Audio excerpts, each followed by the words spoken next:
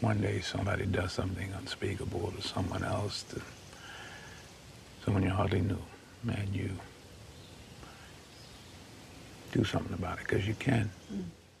All right, guys, so this one's kind of confusing at the beginning. I've read it and read it. Maybe it's just confusing to me, but I'm going to catch you up here and then I'm going to go through it.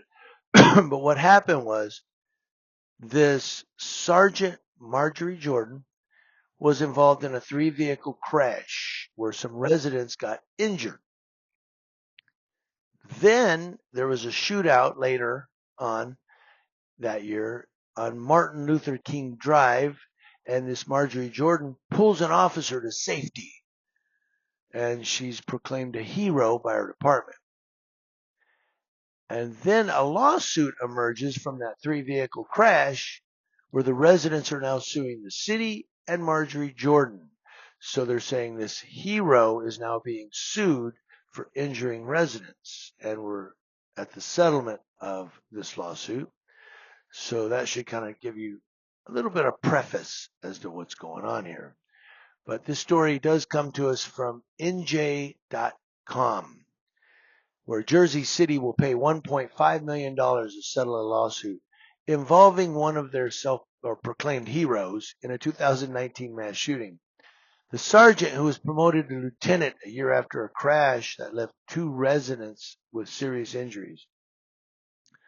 The settlement of the lawsuit against the city and Lieutenant Marjorie Jordan, who risked her life pulling a wounded officer to safety during the December 10, 2019 shootout on Martin Luther King Drive. Well, this settlement ends 4 years of contentious litigation that included claims from the victim's attorney that the city used despicable tactics and attempted to skirt responsibility.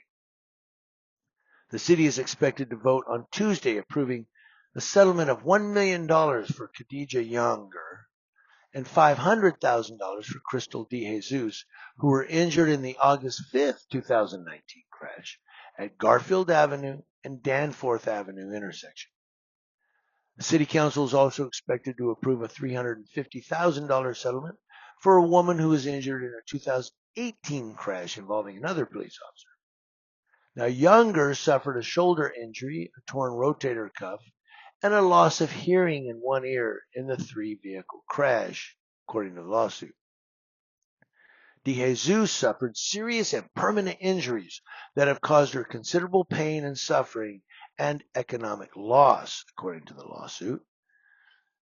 The crash report and damage to the vehicle show that Younger was nearly through the intersection when her vehicle's rear quarter panel was struck, throwing her car into DeJesus' vehicle.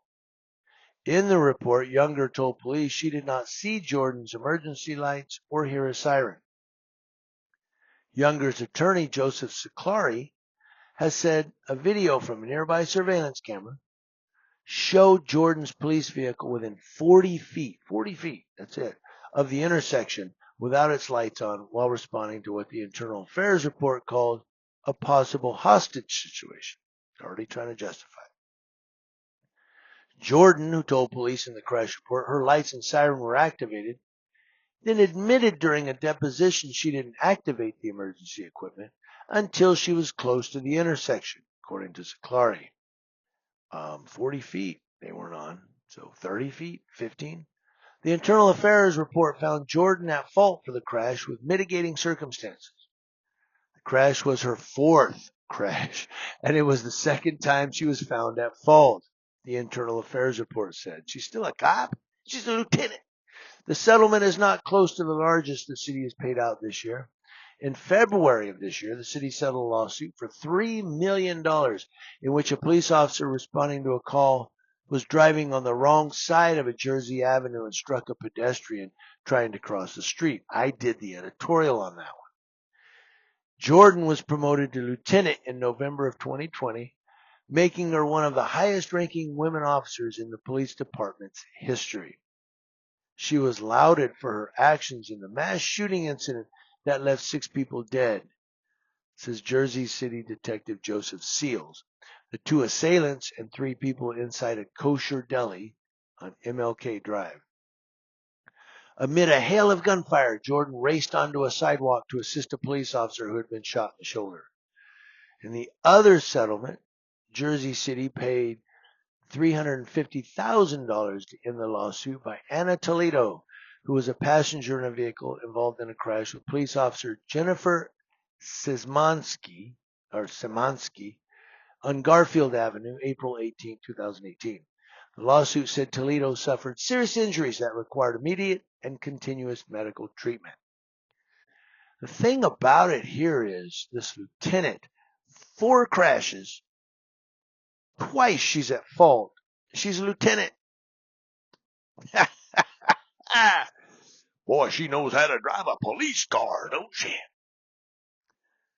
I don't know about that. And then she says her lights and sirens were activated. This attorney, Saklari, is claiming that, well, there's a video showing at 40 feet from the intersection they weren't activated. She says, well, I activated them just before the intersection. Do you know when you're driving, and she's probably speeding a little, maybe she's driving, I don't know, this is just hypothesis, but she's going to a call. She said, I activated them when I got close to the intersection. Well, you know how quickly 40 feet to an intersection closes that gap? That quick. 40 feet. That quick. You should have had them on way back there. Should have. I don't know. Maybe I'm wrong. You won't let me know.